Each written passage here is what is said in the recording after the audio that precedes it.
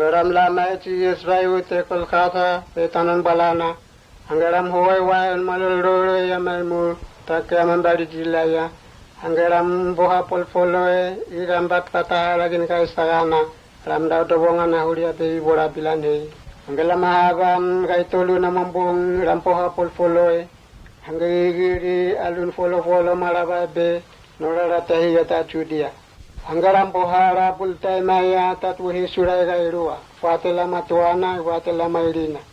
Take masih tu huri mandiri abe mamfulu ini amaira tat pati oro. Take huri hano sunamburam poha polpolo Jesus. Ram loloro, uwe masih take pinihi vanon kota pena. Patena maling nituna bemin mati. Kau tata manda be sinom buduluai. Imama hingan nituna Jesus bemin mati huri sinom buduluai. Ikan mati huri gomule. Keki be huri patun tauba. Huri God mandawa mari yata. Ta mit metoratu. Ta fuinon God mau koro ulun wai. I God mamebe be gigita. Anggamang gigita. Pufuri God mandao mahava itan maha itahi. Keangan mayahena mandao gina antuluai. Angge mandao alo ifula ibisi umule. Angge mandao manu gaha, iboy gaha, igi gaha. Nutao gina duluai gaha, imangi taipe nutabuha. Angge God mandao atatu, ataman ka ituwa ibabini. Nutao babini, imalalale atamani. Lapatuna ramuru hablol tepati oro. I ramuru dabe God tatuhupa. Ramuru daha God, i ramuru lol pati oro. Ihan atamani Adam, ihan babini Eve. Ramuru babira nitura, isinombu ramhurira, ramibusi. Isinombu rambafora, ramibusi. Irambali hai God, iramlol patigoro. Angge God malol wai lulub kaifua, angge malol kabura isinombu tuluai kaperan hamtai. Nivara huatatu itu bai hanan noa, na itasalana. Iranitu nagaitolu, itasalani iranitu nagaitolu. Lamahabana wai nunogo, wai sigai. Atatu ay welu ramlo lima hao tanna maha. Inatatu keki mandapea. Mandao batuna sinombu ramibusi mule. Ramibusi kun namua. Abuana gaituba irambebe abe. Hidatabla muan fanua gaituba gaifua itab tawaya. Tuwae God nambebe lele sinombu bere visal sala. Kiraban laban waibusi isinombu rampini sagera. Kera ramha bongo itengoro abuana non God. God mangele alura. Nunulol nora abuana dudulua. Ikera rampisal sala ke katogaha. God mailo ebe sinombu ramdogo. Tuhuba God mambebe lalaya tatuga ituba. Mambebe abe obliba nuama iko furiao. Na horago baila banua dulua. Ihana tatu keki Abraham. Imanda mari mamban ninvanuana. Tasalana aloana iramurupan puluya. Abraham mangkongo engkoro abuana non God. God mambebe Abraham ke atatu tabuha. Tuba Abraham mambab nituna tamani ihana Isaac. Isaac mule mambab nituna gairua. Tuhupa mauloy niabe falake kibe sinombuta Israel. God malayle lalay sinombuta Israel. Malaba hupa lunfatu gairua. Keki leonon God. Tau buliga ilikot. God nambewepe ina ilot God hingo. Siapurate God tulua apema lalal mataku. Obak tai tenom nunu. Obak sisia bauten korora. Huri na namgitangoro kina mandu huri yao. Namlol burora alura ramhunga yao. Obak ulo te pare han Lord God hingo. Oi pini hiuri ubeng mambuhala ebe kobogona ini. Oi pini marahi tamanga matura taima. Obab wewe te bonaga tatu. Obab tanga te. Obab sura te. Obab te are huri atalabanuama. Obab rabra bogate huri kina non atalabanuama. Ilata Israel amdahada leonon God. God masesera elua non leo lalai sinombu. Besi bangira nuhantai. Kunbe vipini ka burai furora. God ngan maha naman pini ka burai dum furo. Imalol bamahuri dum kina anta talol si bangira sinombu. Mandube ira Israel mahingangoro God. Mandube rango hiba mate ni tuka ni bupohoni. Mandube rabla God. Malol salil dagan ni tuka mandawa hupa lun kapi tataroi. Patena ira Israel angongo engoro silon God. Ange God mampini kapura furora. Pinihiba huli ni tuka mahuhui hala huli Jesus. Pepatena bimae bailolure ure bimate. Kaya tataro itabuha huli buronure ure tuluai. The prophet non God, Moses, David, Isaiah, Daniel. Tanwe tuai be atatu God nuwe dawa be bimai be bim fora Bethlehem. Kina sigai hantai aluna. Bebi matele ai sinombu ichi Yesu mai hupa. Nu fora Bethlehem. La mahabana te amongai buaga hupa te amasip mate alun folo. Ichi Yesu mate pato nanonda patigoro. Atatu gai ruara muruda uchi lal malanga. Take mahabto te lal malanga. Take nimate imara humule. God malol tomari mule ni anirat mate. Inuha mule vaya mare. Ibebi lol batua ute lala nira ram tapea. Iram butu aluna. Mahaban fate bihimai lol tenlang. Yatato gaha be fuinon ko talalora. Ichis bihai maira vaya mare. Betis bihimai vai nongoya. De irahe ram lol batua upa. Chis bilaira vaya pena. Keraran hantai iram lol patigoro. Rapto ko halataguna. Ibi horara bailal bebe pai tuai. Tuago blol batuai nigo. Apatu mula ngongo chis imambutu aluna. Rahuana lolona. Ihe membari hai chis rahuana siya alolona. Begida taibe bugari burota lalai God. Ibi lol melmelo gida. Ida tata taro lalai God ginabuana kiki. Tata mare nambansu sorigo lalian chis. Namlol patigoro hupa. Nam huri hala hantai, take gombe bepe, gom rapeao. Ties nemate hupa patuna nungu patigoro. Take gato aha namling patigoro. Ties mai bangita rahuku, sesera layao hala tabuha. Layao nin patigoro. Duluai nam tataro laihan Jesus. Amen. God mulai rahuana baituai hupa. Rahuana keki nin Jesus nitun God. Tua God virongogo. Opuri ditinigi Jesus hubang duluai. Op tataro lalai Jesus bata hupeng. Gongkong korona napuana. Osapus pusi tegin Jesus. Sesera lua lalai atatu dolua be kingo atatuna. So tua hupeng keki nitun God nuvora mai. Deke abilal tabu hai dalam si pengira tatu ka peran hantai. So nu bola maigi naturi ngan kun naturi ga kemanda visiuga ibula itanna maha itahi. Ikemala ere pehina tatu. Ibrongo mandum kun kekibe. God mahora inselga itua va penwa bingo gona mere. Joseph nula mahale hupa huria. Hanga insel mambebla la mere be.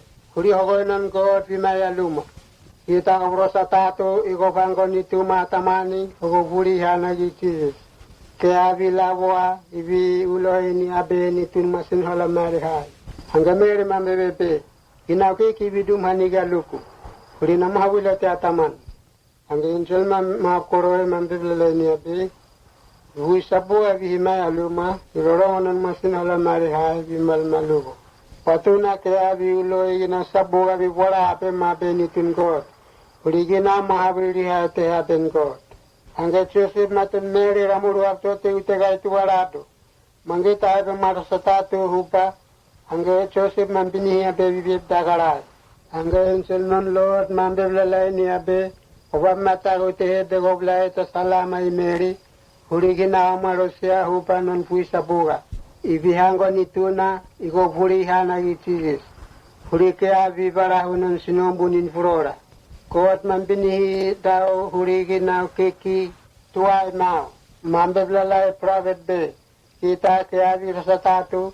Ibihango nituna taman. Ibihuloi hana be Emmanuel. Lanonda be kot abeda. Uwe kot malul huri na wanda tauleo. Angga tagon pula pate Joseph matun Mary ramurban faila pate tulfan wa pate mahuya be Bethlehem. Baby hangon itu na ya a Bethlehem. Angga mahangon itu na muambana taman. Piramata sa ninvanua la halan matanialo ram kita non visi hupa ramai beramen visi bangoroi. So era tua harihi kita tai pinihi huri fora non Jesus. Ipegida tai pini masih be Jesus ke agot hida. Kita tai pini huri tapeana raibuanon kot la hida huri nituna. Ikot mambora naiki nituna. Bemen ate hida lolure ure keki. Kaya mangkai buah maya lengan atatu tak kepati ulos sigai alun Jesus. Imamate mandatal buroda bay alun nasipona. So pate na petam seserai buroda la ikot tambepe ida irapati goro. Tam nahui Jesus baby mai susori gida lol sibanida. I baby laira huana kara la gida. I Jesus bitowa loloda betai votu dum lol rahuana baituai. So kita tay pinihuli gubang furana kiki be gubang tabuha. I gubang samsamara kay buwala lagi kita non sinambulan pinihimasi giniya. Give do batuway, urilon maabana gim ngoblol te batuway. Jesus Christ be my alolona. Atena be Lord be my bilol putuway atat. Jesus Christ nubebe huri kiki be iratabalugu hang bulu. Ramlay norabulu iram Bihabare, peramen votu yatat lagi. Takera kay limaram, matay saga, igay limaram, panggalega. Ikaram, panggalega ramlay, norapulu. Takeram hablay te, hunamaya. Takekera ram, matay saga ramlay, batuway norapulu may huna. Take mahabana, lagi ma rabraba.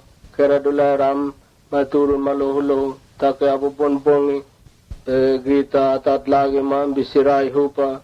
In bihabari ba may ba putini hange lol maavana ge irata balu gudulu ram domare ram ba nora bulu takeri bangele ram gita per nora bulu ram mate mate patuna huna sigai hangela maavana ram ban ramen volvoli ilage mambotu kerari to ram lol batuai hupa ram haroro bul maya lol Lagiana ke ram babora ram samsamara huri lagiana take ran korogata bahupa atagunaira tabalugu lima geraran simai rambe be lord habang huri kamai ikevi palura be namlengai kimio Lord Jesus we himai lolure ure no have borate ibusira tarabraba sabuga masigi vidum take mahavigate mahabana pe vibora bainanga ya mahabana igaya hegai tu amawiloite lol ute rabrab salol ute rani salol labulawate ihe mahawiloite vivaga igida huria igida ta mama tangoro kinta taro eta lol batuai be tai foto maya la mahabana vi mai mulei of lal batuani go pego bla ingongo bebe ape hata tu man bebe la ape lord we have darling orte lolute atamare take wani ke amalol hurin doni banon tamangu mandogo amare kera higaram langongo hupa lol sibangira raibora hupa pinpui ida ta bharoro dum lol ute amare huri kinakanya non Lord amare ataturi tuaram bini bera harodum patunaram ali didini bata sande huri dataro iri tuaram bini be patuna kaya tamara ira tahira adatun Christ tuaram bini be patuna tamara lol kapura silo lenga ka ilot di laingongora mule lol non kinakanya takal lenira duluai awana wali waitu wape nam hawilote kimiu ikera rab de irap rong mantai kon lol batuani go hupa nuno go na huna koi mama tangoro patuna lol hubeng vim apini ate lord bimaya lolon Iranitun hega irua hanga tihigi mabirala taman nambe tata hoblala la ya udun bilam ginau hanga taman nama hara patahara in udun bilan ginau hanga guboy ngai biha nunogo tihigi ma hara bilan nanduluai ima amban vaila vano hautu ima lo sabule bilan na huritogo antenge tenge ima ngan uwuri ima roga ibua masib lol vano akea ima bul mai atatu wate atala vano akea ikea mohora bebi bangan bilan boy take lolo namanduron bebi gubogin raw gan boy hangga ma bebe ape kera kai biha tamangu mandurira gin roboga ram ganda liginau take na uhu nam mategaku nav didi damare papan kuri tamangu gembe bleni ampe tata namlol pati gorong lol matama ina wabdari ate bewabulo ya penituma obloli ya penai fora nom tudin roboga wate hangge tamana ma harabia ima wal harangoy hangge nitu nambe bleni ampe tata namlol pati gorong amare I lalon matam na mabdari ate he bewabulo ya penituma hangge tamana ambe blai adu tora boga pe lai kai saka tabua ta saka ngoro ginia igi saka pihuna gen lala igi saka ngoro lolonen ki wehi pamateni tuka bubogoni tawan gani tap samsamara huni tuku keki numate takamara nuvano kita mahambayana mule anggaram samsamara Jesus membe bawana keki betawi lohani kot Bekod ma da begida hanigi manda begida ira patigoro tapagile mule huria ida kunituna ida be buri keki ida ira patigoro huba takod manda beradu hida mahora Jesus bebimate huri hida nonda betap tu dorini nonda patigoro nonda betap tapagile huri kot angge bilail ngongo gida hangga bibini kabura buroda ibilol ida kun naturi ginona ida taw bebela laikot ke kadawa ida taw bebe kot inanam lol batigoro ngorolol matama kobini kabura puroku gaha koblali aw bena fora nituma tata nama kwarigo prinom tapyanam nambutu aluma Om gongo ngasiao kekadogaha nambe Serail ayan Jesus uwe kod bilai ngongogo no bebe ape nasabe te dagai ihe mamai huriao Jesus mambagai lapal sinumbu hangge sinumbu lawaram gongo utega itu apena hangge Jesus mandalawanga hangge sinumbu tuluai ram dua ute lapal sinumbu Manda mahuri lawanga membaga hira gina wanda loga huri diri. Hanga mambe be tarua himrongoe huri abuana kiki wani mamalu ebe menka burai biri I biri rituai mahobi apenhala. Imanu atamahe ramkania. Hanga rituai aluren fatu imasi uhai imasi kuru. Patuna tana mahabro rotiaya. Hanga rituai mahobi lal tapa. Hanga tapa mahai mamalua ima waite tumpaina angeli tua mahobilol masintano mombae faina ngabulga itu lukeki angeki ngabulga yono ikeki budolua ihe berona apena bemerongoe narongoe kinia soirarong tainon Jesus ram hudalinia ginna wanda loga ikeki ben kunhani angeli Jesus mambali urabe kebiri abwana angkot ike apen hala irahe hanggaram rongoy isetan mamai maras kabura buana ninci bengira ke ahiga luren batu irahe hanggaram ronga buana jin samsamara take garona siga lolora mandong kalkaligi igina bobonosi igina daturai malahia ke amahobilol dawolan tapa irahe ram ronga buana take binihiba huri roso anata lure idoroni batuluai Huribat bata gina dutulua mandungoro abuana ke amahobilol masintano irahe ramrong abuana iram lae ngongoe bailol sibangira Kabe sibeng tabuha, mampai upai ginrong gonai. Jesus niwe abe, ihe vingongo nongo abuana, ina lol kea, ibi upai bilingai, ihe mando dagai ninia sablol tetumhana. Faina talol bui, tapeana, isamarana, itamata, rongongonai, lolo tabuha. Ihogoi, ibinihimasigi, alengongonai, isilotungoro, Komdoron de go wawa my God gina wala keki. Lord go to loloku. Oblolia kunga betano tabuha. De go lol no mabuana visisiu loloku. Farisarin rahuman nagigita kamay. Laihan Jesus Christ the Lord kamay. Amen. Lord nom avoana mari kamay. Malol vigitai rabinihi masihi Rai walu abena malol murai kamai Avuan lainggongo roroi huri rahuan Lode gaviloi Binihi valolona Lode gaftabego Toa ben vatuwai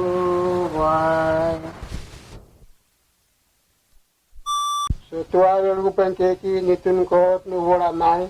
Deke abilal tabuha ilan sibangira tatu ka peran hantai. So nuwara mai gi naturi ngan kun naturi iga. Kaya manda visiuga Ibula itanamaha itahi. Ikama laire pehina tatu. Hibrongoe mandum kun kekibe. God mahora inselga itua va penwabingo gona mere. Joseph nula mahale hupa huria. Hanga insel mambebla lai mere be. Huri hogoinon God vimaya luma. Ita kabrosa tatu ikopango nituma tamani. Hugo buri hana Jesus. Kaya bilawa ibi uloini abe ni tun masin hola mari hai. Hanga mere mambebe ginaw ki bidum haniga luku. Huri na mahawila te ataman. Hanga injel mapkoroe mambebe ni abe. Hui sabu agi himaya luma. Irorongonan masin hola mari hai bimal malugo. Patuna kaya bi uloi gina sabu agi wala ape mabe ni tun God. Huri gina mahawili hai te aben God. Hanga Joseph maten Mary ramuru abto te utegai tuarado. Mangita abe marasatatu hupa. Hanga Joseph mambini abe bibib dagarai.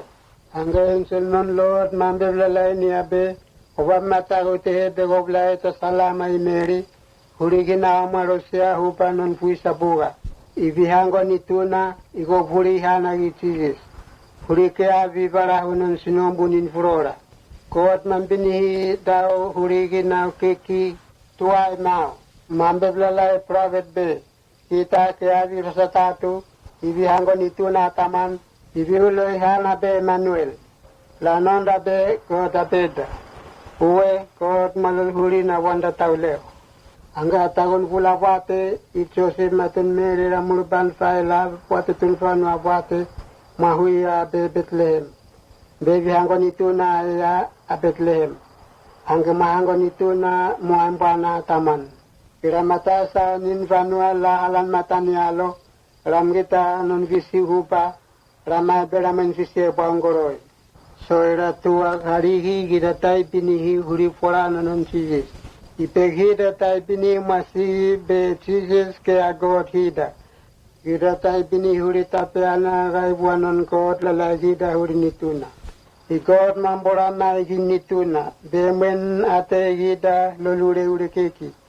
Kea mangai bua mai alengana tatu. Take pati golo sigai alun Jesus. I mamate mandatal buroda gai aluna sipona. So pate nera petam seserai buroda gai God. Tambe pe gida ira pati goro.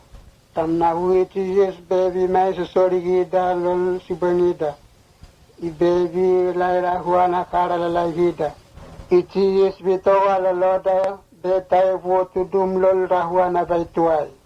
So gida tai pini huri ubang furana keki be gubang tabuha. I gubang samsamara gai buala la gida non sinamburan pini himasi ginia. Hanggang nunawa ubang rito ay Jesus mamban vai Kapernaum. Hanggang kaya maharoro palaima. Hanggang bile ata to ibu siram gongo utega ituba. Ita mahawa na siga e patu na sinombu. Ikia masesera ya buana lalai nira. Hanggang mai wani mangungu. Ata to gai va siram dataloy. Taka mahawa na siga e patu na sinombu. Hanggang sogai sibitangore baptu te ute Jesus manduaya. Hanggang Jesus mangkita nora binhi masigi.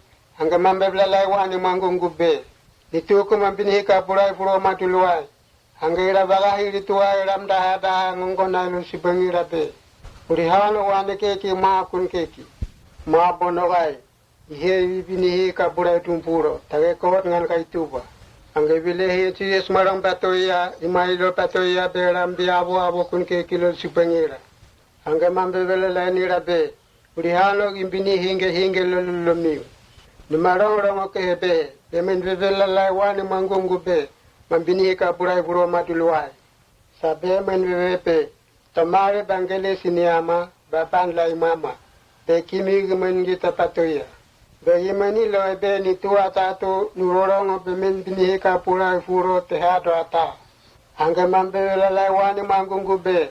Nambebelalai nigo. Tomare bangele siniama. Pahai mule bailai mama. Hangga mandamare bilehi imangelis damare iniana. Hangga mambuhavare lalol matara tuluai. Patu nabe kera tuluai ram kita gintanganga. Iramulo roron kot. Rambe veabe. Kama wita te tuai kun keki. Masigi rorongo alun chije. Suri pinihika purai furo. Patigoro haroba huriat mate. Nutau patu nala Adam Eve. Lalu bahala lol talu idin la mahavana kaya tatu mandau patun patigoro. Mangkao la ure tuluai. Ida mule tamlain gongo haroba keki. Malon koro mata da kungarigi. Tamhabulo te ute hurikor. Ida tamhabante sosoria. Kod nu tau hida imangitang goro hida. Mambotu garigi.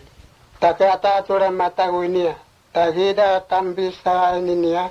Keralam habulo tebe nutaura. Keralam doron metmeto ningigita. Soke katoa keralam huri silo hantai. Lol doron ata lol bihogoi. Silo doron homu. Lol matai doron imin putputui. Ilo chiyes kera itu wanuorongo. Bebi farahu at mateda. Bebi bebe mule lalahida. Benituku mambini hika burai buro matuluai. Tau puriga rikot.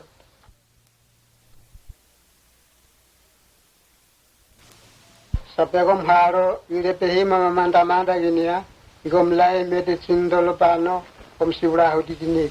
Takawain haro baga itu huriat mate. Keki awan anon Jesus. Awan datau lewaha. Iwi binika purai puro patuna. Dagana nuro alun polo. Jesus ne mate la polo huri buroda. Kangan kai tuwa nurongo bebi bilol kapurai patigoro tuluai. Igina pipili tuluai nin hida. Nonabwana nuri himaragai nin nanda patigoro tuluai. Kaya kai tuwa bilol kapurai dum matagwana tuluai nin sibangida. Ibilol pamasiri gintateana non God. Ichiyes bilai hida bayapena. Ibilol hida gi iranitun God. Bego mahi goro setan vilai lalai nigo doroniba ilorongo bebilol hantai nigo. Ichiyes gai tuba nuorongo bebilai lalai nigo sipengara matagwa na sigai huria lolorongo non chiyes. Atato ke anu tomare mampi havari. Atato sigai mule bilorongo kuni aluna. Atato sea volte dumuyagin homu. Lorongo pen chiyes patuna ke anitun God. Iraharo wala maya pensijes imambarahura. Take bego na pena impini masigi impini kapurai buroma. Vela nigo mulete nituku mampini kapurai buroma tuluai. Tabrada saboga mambe furi ape mampini kapurai burohupa. Ulero rontata malol gida hupa petai butu mahuri gida lol toana sabuga ilol gigitana. Ilu barahu hupa gida. Nin rorongo ata lolute metmeto, imalay daga hida vai lolute non nituna tape.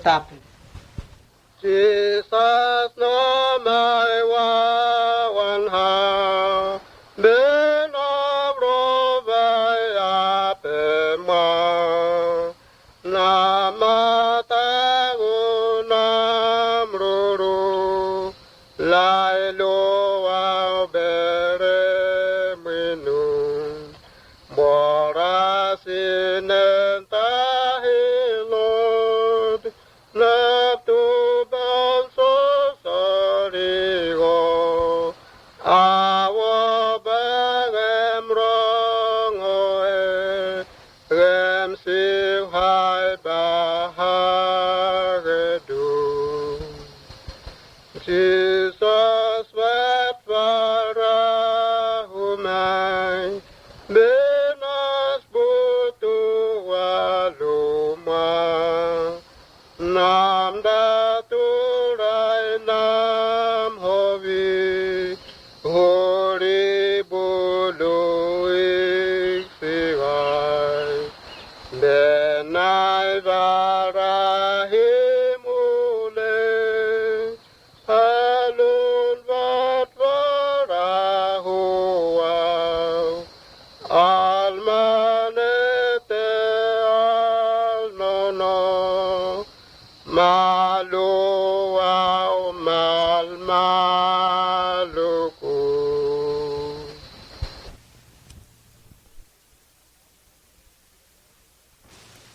Kimi wimrangoi hupa huri pe huri pe rampo polvolo cies huri kita ibrongoi pe naga pulu inin rabraba sapuga ibrongoi pe nai pulu ini anin rabraba sapuga angge cies membagahi ira rong tai nonna membebelele ini rape piling ni tua tatu bailali mara tat patigoro rablol pamatea inumate hupa igu pangina vigai tolu ke avitamare mulei angge rambotu ute mohuya gi kechemeni isudas gaitu boni nira rong tai mamai mai sinombu ibusi ramhuri amai bua irupi ira tataroi lapo amai rapakahe patunagaha angge ram dauli mara luna ram hangko patu gaya angge kera ram lagoi chia suri muan tataroi ikera ram kongko te gaitu bo amai rapat metu agaha angge mambongga itu ram pau hicius ram lagoi ni amatu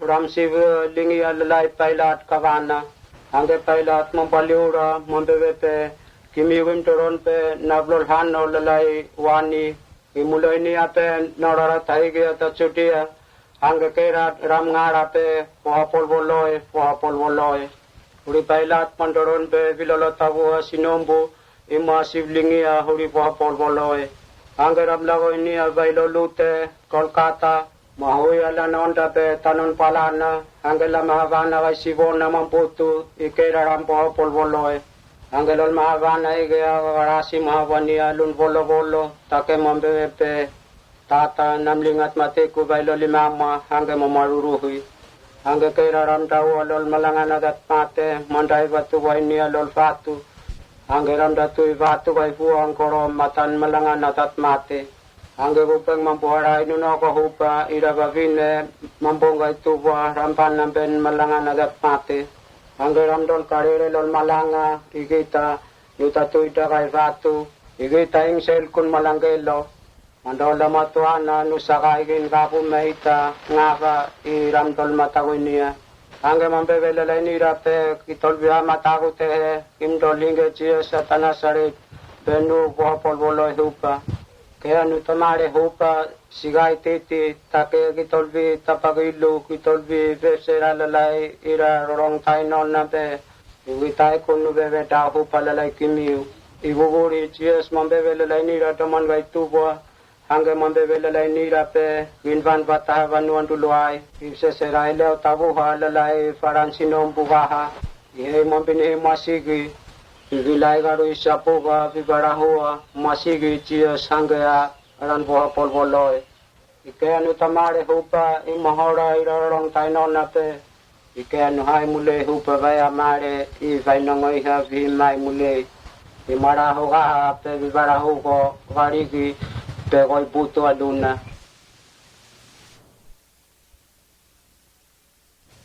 nam doron mainga nangoro tagaro mandum ure ka take tagaro no marai ke kiginao masigi nam doron go ilo patuna ilote vilai lenigo tamata isam samara Hawala.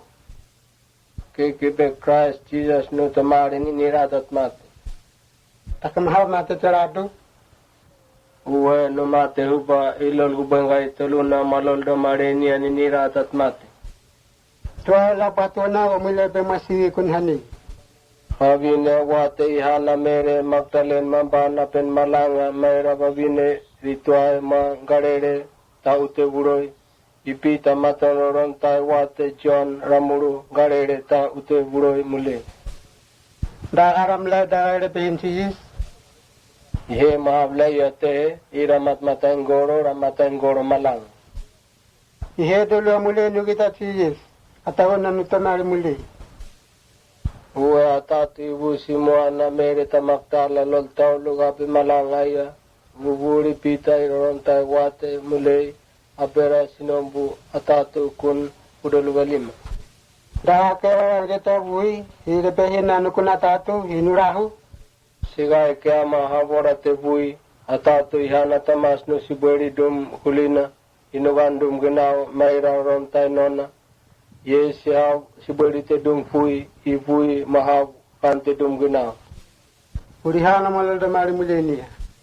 patuna bekani tun kot imatana sihabri te maragai dum ninia takea higa nuri maragai nin setan irabra basabu gamon bebe sihab lolte damare Christ te bini masigi sigai kimi bisav elmelote dum uloron lord urnu tamare mule hupa Beata tun Christ di mata ga dum matiana.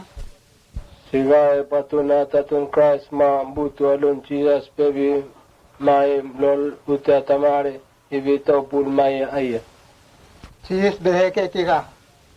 ke lol uta tamare imandataro lalai tata hurigida Pemandolo luta tamare mahautin nira tatuna lulure ure. sigai leng ama hafto te hautu ninira atatuna ta mandolol bata atatuma butu aluna mambaga higida huri nonda doroniba pe tam salanin matan hala huri ute atamare Ilo sis hime mule balo lure ure ke kisosigai. ke bi mai mule lo nonan gupeng bemen begaran ra meran mate upa iraheran lalang kantai rai kanlol tanon gagaras iraheran lalang gotau batutu rai banlol tanon rawana baituai takera ram butu aluna rab samara bul mayalol ute atamai Kya hime mule balo mule. sigai hegai tuwa shawilote huria imam bebe alalai gidabe ta to batuai igi mama tangoro berege mai balol puspusigida bainoiha hida tab na bohia pe bibini kapura furoda ibilai lalai gida to wan gara tab si poranitun Iranitun hegai ruwa hangati higi mebelelai taman nambe tata hobla lalai udun bilam ginau hangga taman nama hara bapata hara kin udun bilan ginau hangga guboy ngai biha nunogo tihigi ma hara bilan nanduluai ima amban vaila bano hautu ima lo sabule bilan na hurito antenge tenge imangan uwuri ima rogai bua masib lol bano akea ima bul mai atatu wate atala bano akea ikea mohora bebi bangan bilan boy take lolo namanduron bebi gubogin raw gan boy hangga ma bebe pe kera kai biha tamangu mandurira gin roboga ram ganda liginau take na uhu nam mategaku nav didi damare papan huri tamangu gembe leleni ampe tata lol pati gorong lol mata mai na wa bedari ate do bulo ya penituma